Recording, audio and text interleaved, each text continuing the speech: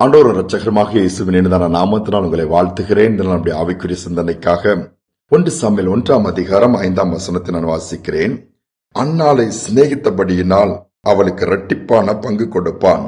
கர்த்தரோ அன்னாளின் கற்பத்தை அடைத்திருந்தார். எல்கானா என்கிற மனிதனுக்கு 2 மனைவி, ஒன்று பெண்ணினால், இன்னொன்று அன்னாள் சொல்லப்பட்டிருக்கிறது. பெண்ணினாளுக்கு குழந்தைகள் இருக்கிறது, அன்னாளுக்கு குழந்தை இல்லை.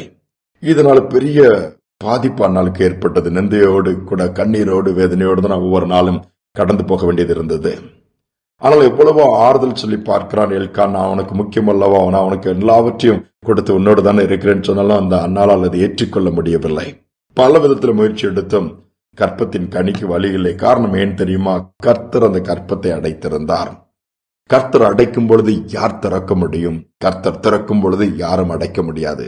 இதுதான் வேதம் சொல்லுகிறது. பல முயற்சிகள் எடுத்திருக்கலாம். ஆலயத்திற்கு போகும்போது வருஷத்துக்கு ஒரு முறைலாம் அழுதுட்டு பிரச்சனை தான். இப்படியே போயிட்டு இருக்குது. ஒரு முறை ஆலயத்திற்கு போன உடனே அன்னால் ஒரு தீர்மானம் எடுக்கிறார்.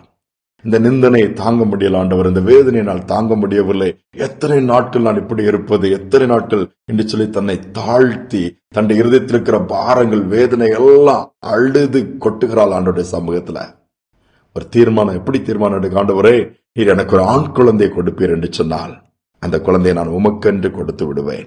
தீர்மானத்தோடு நீங்க கொடுங்கப்பா என்று சொல்லி ஆண்டவர்கிட்ட போய் கேட்கிறா. ஏன் தெரியுமா? ஆண்டவர் கற்பத்தை அடைத்திருக்கிறார், அவர் தான் திறக்க முடியும்.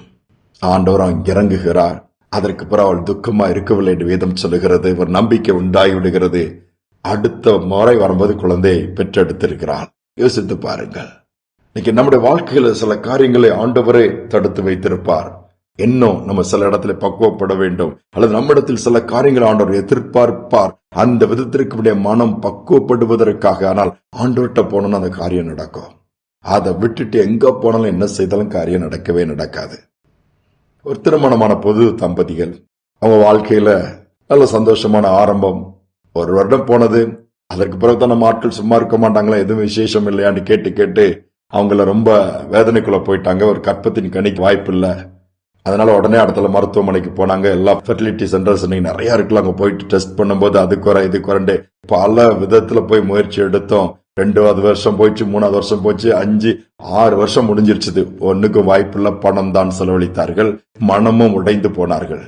அடுத்து என்ன செய்யறதுன்னு தெரியல. அந்த சகோதரி ரொம்ப நல்லா ஜெபிக்கிற ஒரு சகோதரி. அந்த பிள்ளை ஆண்டவர்கிட்ட போய், ஆண்டவரே எங்களை நினைவு கூறுங்க, எங்க வாழ்க்கை இப்படி இருக்குது, ஒரு குழந்தை கொடுக்க மாட்டீரான்னு அழ ஆரம்பித்தார்.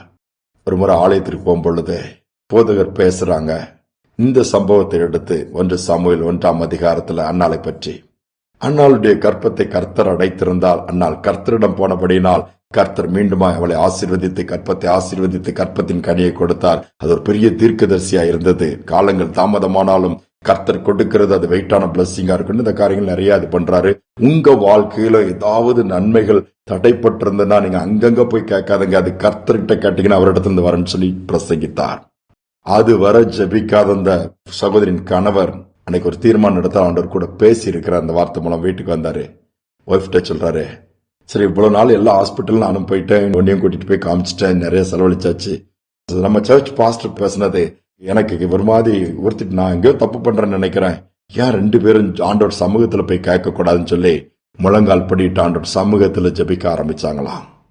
ஆண்டவர் நினைவு கூர்ந்தார், தடைகளை மாற்றினார். அதே மாதத்துல கற்பம் தரிக்க முடிய வைத்த அழகிய குழந்தையை நாட்களுக்கு நிறைவாகும் பொழுது பெற்றுக்கொள்ள செய்தாராம். பாருங்கள் எவ்வளவு பெரிய தேவனுக்கு ஆண்டவர் நம்மிடத்தில் எதிர்பார்க்கிறது அதுதான். கர்த்தர் அடைத்து வைத்தால் கர்த்தரால் தான் திறக்க முடியும். நாம் போக வேண்டியது கர்த்தருடைய சமூகம். நம்முடைய வாழ்க்கையில் எந்தெந்த பகுதிகள் அடைப்பட்டிருக்கிறது, எந்தெந்த பகுதிகள் தடைகளாக இருக்கிறது, எந்தெந்த பகுதிகள் முடியாமல் இருக்கிறது, ஆண்டவர்கிட்ட போய் கேட்பா. அவரால் கூடாதவைகள் ஒன்றுமே இல்லை, எல்லாம் அவரால் கூடும். ஜெபிப்போம். அன்பின் தகப்பனே, இந்த நல்ல நாளுக்காக தருணத்திற்காக நன்றி செலுத்துகிறோம். புதிய நாளை கொடுத்திருக்கிறீங்கப்பா. அநேக நேரம் அநேக காரியங்களை எங்களால் புரிந்து கொள்ள முடியவில்லை. முட்டுகிறோம், மோதுகிறோம், போராடுகிறோம், புலம்புகிறோம். எப்படியாவது நான் பெற்றுக்கொள்ள வேண்டும், எப்படியாவது இதை செய்துவிட வேண்டும். கடைசியில் அங்கேயும் தோல்வி வரும்பொழுது சோர்ந்து உட்கார்ந்து விடுகிறோம். அநேக நேரம் அதற்கான காரணத்தை எங்களால் புரிந்து கொள்ள முடியாமல் போய்விடுகிறது. நீ அன்னால் கண்ணீரின் ஜெபத்தை கேட்டீங்க. நீங்க மனமிறங்கி அடைக்கப்பட்ட கற்பத்தையே திறந்தீங்கப்பா. என்னென்ன வாசல்கள் அடைப்பட்டு இருக்கிறதோ, என்னென்ன காரியங்கள் தடையா இருக்குதோ, இன்னைக்கு ஜெபிக்கிற பிள்ளைகளுடைய வாழ்க்கையில அற்புதங்கள் நடக்கட்டும், வாசல்கள் திறக்கட்டும், காரியங்கள் கைக்கூடி வரட்டும், நிந்தை மாறட்டும். அப்பா, பெரிய காரியங்கள் செய்வதற்காய் ஸ்தோத்திரம், நினைவு கூறுவதற்காய் ஸ்தோத்திரம். வழி நடத்தும் துதிகனமை ஏற்றுக்கொள்ளும் இயேசுவின் நாமத்தில் பிதாவே, ஆமேன் ஆமேன். கர்த்தரை நோக்கி பார்ப்போம், அவருடைய சமூகத்துல போய் தாழ்த்தி கேட்போம். அவரால் கூடாத காரியம் ஒன்றுமே இல்லை. ஏதுவாக இருந்தாலும் அதை நமக்கு வாய்க்க பண்ணுவார், கொடுப்பார், பெற்றுக்கொள்ள முடியும். இந்த சிந்தனையோடு நாளை தொடர்வோம். மீண்டுமாய் நாளை தினம் சந்திப்போம்.